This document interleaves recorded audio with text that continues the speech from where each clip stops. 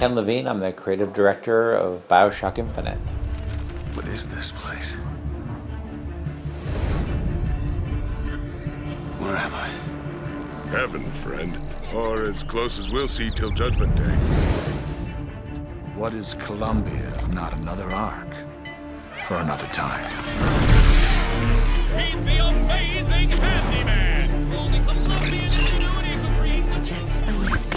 The Lord forgives everything, but I'm just a prophet, so I don't have to. Obviously you've got a much bigger and more expansive and open world this time around. What kind of challenges did that bring in terms of development?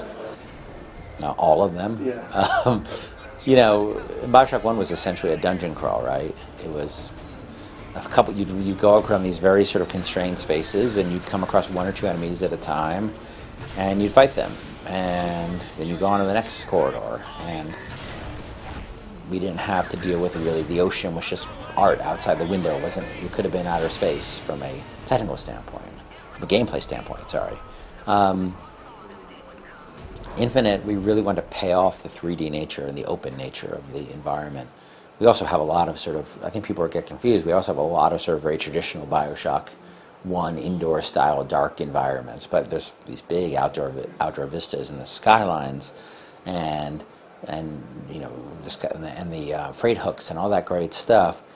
Kind of maneuverability in the game, kind of vertical movement in the game is huge, and that presented about 2.5 zillion problems for us. But at the end of the day, if we're not sort of sweating, then the gamer won't be having a good time. That's our job, is to take on the hard challenges and try to make them work. Was that tricky on the current gen technology? Obviously we're getting towards the end of a cycle, and you're trying to do a lot more with the technology compared to the original BioShock, like you say, the wide open vistas and stuff like that. It's kind of amazing when you look at the two titles and you say they're on the same, outside of the PC, they're on the same technology as the first one, same piece of hardware. It's kind of unbelievable. First of all, you have Elizabeth, who is both expensive to develop, and at runtime, she takes up a lot of memory and processor time, etc. So you have her in every scene, almost every scene. And then you got all these AIs and all these outdoor vistas and moving vehicles and all this other stuff. And it gets pretty hairy. The guys did a great job of optimizing the game. And we have a whole team on optimizing, and led by this guy, Spencer, and Steve Anacchini, and they're very talented, and they make it all work. There seems to be this incredible amount of attention to detail with just the world. You probably spend the first half an hour just soaking up the world and the NPCs just talking. What kind of level and what kind of effort did you put into that to make the world seem a lot more believable? Because obviously you take Rapture and it was very much a bit of a ghost town. Yep. Rapture's a graveyard and Columbia's a city. And they both had a lot of detail, but Columbia's level of detail is not just in static objects, it's in living people, and writing lines for them, and animations for them, and outfits for them, and all of the thinking about what happens if the player shoots or doesn't shoot, and all that stuff is very, very expensive and complicated. But again, like with Booker and Elizabeth, we felt we really wanted to move in this direction because we really wanted the challenge. I think we all got a few gray hairs from it, but I think it was the right thing to do, because you can repeat yourself, but I don't think the gamer's not going to go along with you for that. And at the very least, you have to sort of give them something new. And we never just wanted to make a sequel that had, a few new levels and a few new monsters. We really wanted to reinvent the franchise. Because the two worlds are so different, was it tricky to get the same feel of the original BioShock into Infinite? Yeah, for lots of reasons, but it was very important to us that the game had that BioShock DNA, that you play it. And most of the journalists have told us, it's both very different yet very the same as BioShock 1. And it is extremely different, but also feels like a BioShock game. And I think I'm very proud of that. I'm very proud of the team's work on that. It was not easy to do, especially because the environments are so different. And you talk, and Elizabeth's there, and all that other stuff, but it's a BioShock game. You said at the VGAs that you were conscious about not creating a Poochie by trying to make the handyman the new Big Daddy. How tricky is that? Because obviously people think BioShock and they're like, oh, Big Daddies.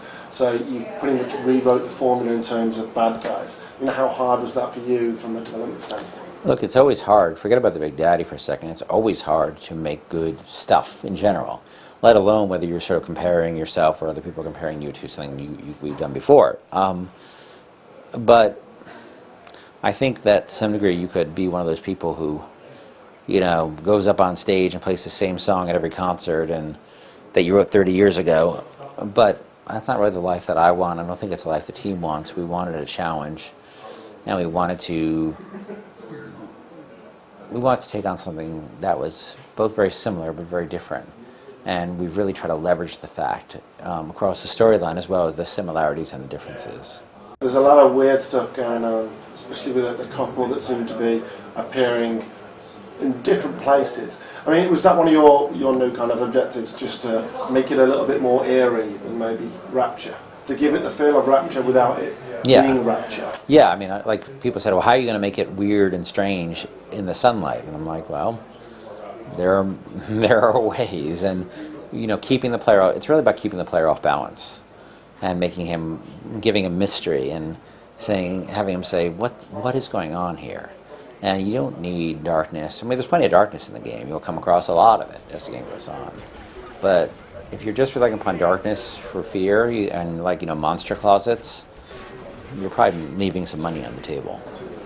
So you've been working on BioShock for the best part of the decade, right? I probably started on BioShock 1 probably about 2002 or so. So a decade? Yeah. Are you getting tired of the franchise yet? Is it possible to get tired of your own franchise? Yeah, Are you looking to move on to something else in there? I'm sure it is possible to get tired of your own franchise. I mean, BioShock 1 is so different from BioShock Infinite that not really. You know, I'm just really interested I like storytelling. I'm conscious of how much time it takes on a game. I like world building, actually being part of a team that's creating a whole new world that feels really believable but really strange. But I've been on BioShock for a long time, but it's what it takes to make these kind of games. Have you got your eyes set on the future there for something else? Maybe are you looking at maybe a new franchise or maybe mobile gaming? Because that seems to be... I couldn't tell you what I'm doing tomorrow. Yeah. I have no idea. So you said it takes a lot longer, which is obviously more money. I mean, the whole AAA being a risky business seems to be a hot topic these days. Mm-hmm. I mean, is that something... Can you see yourself in AAA gaming telling these stories for the rest of your career? I honestly don't know. I think I need to step back after this project, and I haven't been on vacation in a very long time, and take a little time and sort of think about the future, not just my future, but the future of games and everything. And really, I'll probably better answer a lot of these questions after I do that. I'm a little sort of close up to BioShock Infinite right now. Did you suffer from the post-development blues? Did you have to... Badly. Yeah. I got a real bad bout of that the last time.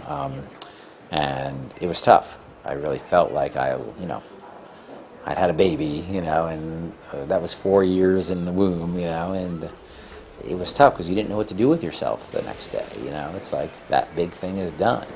I had a little bit of that on last Friday night when I was driving home, or 2 Fridays ago, when I was driving home from work, and I realized I was about to go on this press tour, going to LA, and I realized it was my last day full-time on the game, at the office, and I was like, whoa, this is the last time driving home, working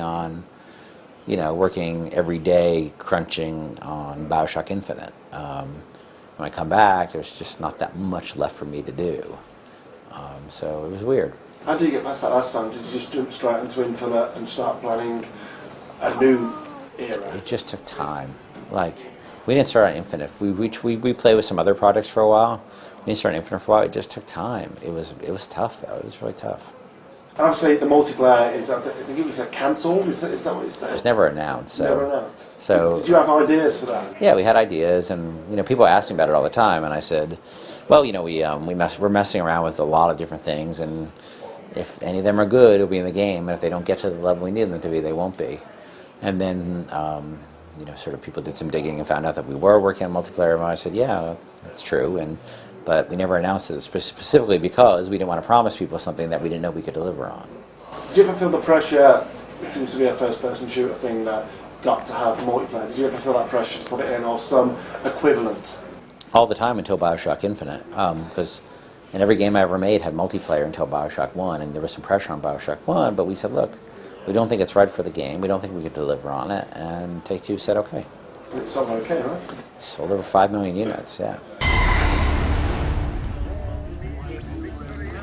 I find it quite awkward though It's to very stare at strange. the camera, because like, there's no... I'd rather stare at your beautiful face. There you go. Thank you, likewise.